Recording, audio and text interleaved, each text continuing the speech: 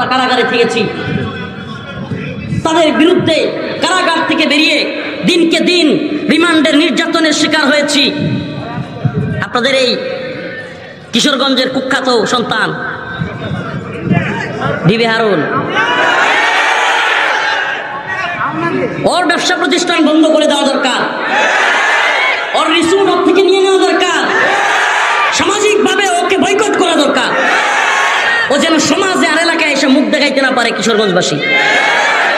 এই ভণ্ড লোক তার অর্ডারে, তার নিজস্ব তত্ত্বাবধানে আমার লুঙ্গি খুলছে, আমার জুব্বা খুলে ফেলছে।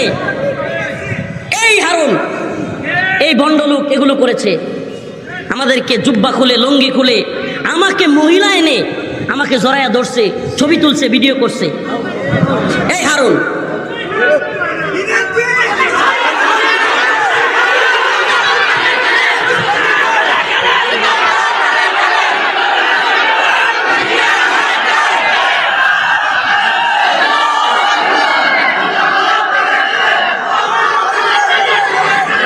শুনেন, এই যে দেখেন সুবহানাল্লাহ, বেরি তো আমগরেও পড়াইছিল, হ্যান্ডকাপ তো আমাদেরকেও পড়াইছিল, হেলমেট তো আমাদেরকেও লাগাইছিল, কিন্তু মানুষ কি করতে চাইতো জানেন?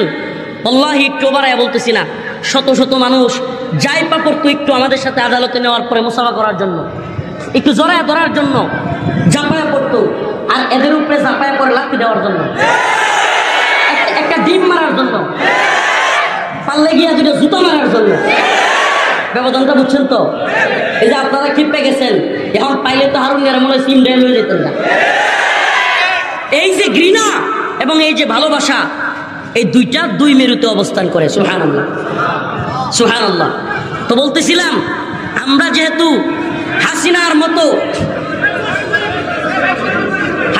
মতো ভয়াবহ স্বৈরা শাসককেই পরোয়া করি নাই। আলহামদুলিল্লাহ, আপনাদেরকে একটা কথা শোনাই, আলহামদুলিল্লাহ, আল্লাহ পাকের শুকরিয়া, হাসিনা গেছে কিংবা ছিল, তখনও যেইভাবে কথা বলছি আমি এবং আমরা এখনো এইভাবেই কথা বলি। আমি আমার কথাই বলি, আলহামদুলিল্লাহ, আল্লাহ পাকের শুকরিয়া। যাওয়াতে যে আমি মনে হয় দুই কথা বেশি বলতে পারবো, এটা আমার কাছে মনে হয় না, কারণ আমি একটা কথাও রাখি নাই যেটা আগে বলি ভাই।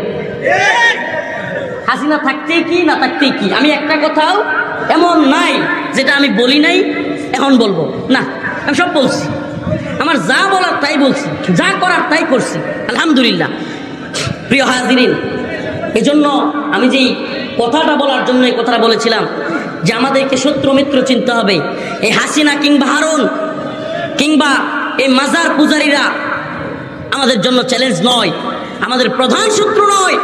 এই উপমহাদেশের মুসলিমদের, এদেশের সবচাইতে বড় শত্রুর নাম হলো হিন্দুত্ববাদী, ব্রাহ্মণ্যবাদী, তাগুতি শক্তি ইন্ডিয়া। এটা মাথায় ঢুকাইতে হবে। প্রিয় যুবক ভাইরা, আপনারা এখন রাজনীতি সচেতন, মাশাআল্লাহ, আলহামদুলিল্লাহ। স্কুল কলেজ ভার্সিটির ছেলেরাও রাজনীতি সচেতন।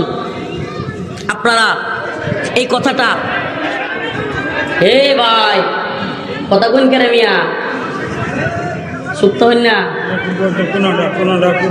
এখন এই রোদ্রের মধ্যে কোথায় বসতে বলবে? এইভাবে থাক না, শুধু এই কোনাটা সেমার মধ্যে যারা একটু বসে যান। আপনার এরা বসে না কেন? ক্যামেরা আছে তো, এই নিচে বসতে দেখে না। এই বসেন বসে যান, কি করবো?